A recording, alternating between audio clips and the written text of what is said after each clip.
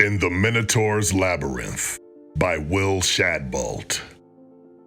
Aristides killed the beast. He had survived longer than his other sacrificial comrades, the Minotaur's meals. Survived long enough to grow used to the labyrinth's darkness. His nose and ears were now his world. So when he heard the monster's soft grunts and inhaled its awful smell, he froze and waited for it to come to him. Aristides could almost feel it draw near. He sprang, his hands wrapped around the creature's thin throat as the bovine stink filled his nose. The same scent that haunted him, that had been present each time one of his Athenian comrades was grabbed and devoured alive. He let go only long after he was sure the monster was dead. His hands next went to the creature's face, and Aristides discovered he had not actually killed the beast. There were no horns, no bullhead, it was just a man. Had he killed one of the other Athenian youths? No, he realized as he felt the length of the man's beard and sniffed at him again. Were the legends false? Was this just the king's bastard son locked away?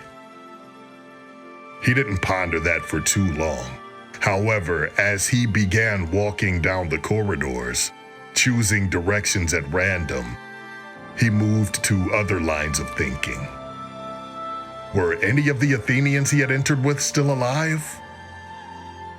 Which way would bring him out of the labyrinth? There was water, not much, but enough to keep a monster alive. Small, man-made streams flowed past many corridors, always ending in slits in the walls, too small for any man or beast to escape through. In roughly a quarter of the corridors Aristides walked down, he could hear the faint tinkle of water. This place, he realized, was designed to contain the Minotaur, not kill it. His stomach, however, grumbled. He was never filled beyond basic sustenance. There were squeaking mice and rats and little else for food. Some weeks later, it must have been at least a month, he judged from his beard, Aristides found the Minotaur. He came upon it by accident, stepping on a femur. The skull felt exactly like myth said it would, a large bull with monstrous horns and razor-sharp teeth. None of Decay's stink was left. It must have died years ago.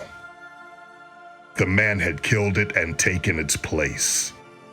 He wandered and wandered. He wasn't sure how long he had been trapped. He felt weak, tired. A moment without hunger seemed as distant as the labyrinth's exit. No matter which way he went, there were never any wind drafts, never any beckoning light in the distance. Aristides heard footsteps. He smelled another man, a clean, fresh one, new to the maze. A member of the next sacrifice for the Minotaur. He crept closer. A part of him wanted to yell out to him. Perhaps together he and this new group could escape.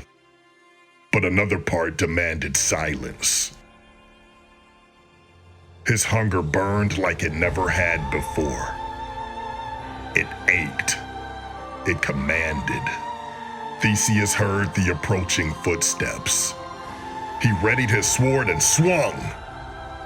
The Minotaur fell more easily than the myths had led him to expect. A simple slash and it collapsed, croaking out a few final moans. He knelt down and felt for the bullhead. I wonder, he said to himself, were the legends false? Did the king just keep a bastard son imprisoned down here? The end.